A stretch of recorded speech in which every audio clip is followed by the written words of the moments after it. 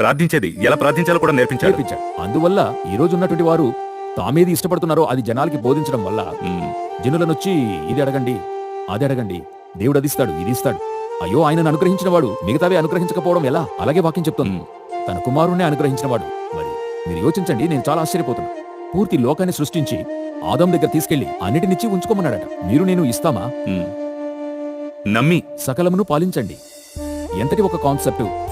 నేనేం చేసి ఉండాలి? నా దగ్గరకు వచ్చి డైలీ రిపోర్ట్ ఇవ్వాలని చెప్పాలి, లెక్కివ్వయా, నా దగ్గర ఇది చెయ్యి. ఈ రోజు నా దగ్గర ఒక అసిస్టెంట్ ఉన్నాడు అనుకోండి, నేను అతని మినిస్ట్రీకి పంపుతున్నాను.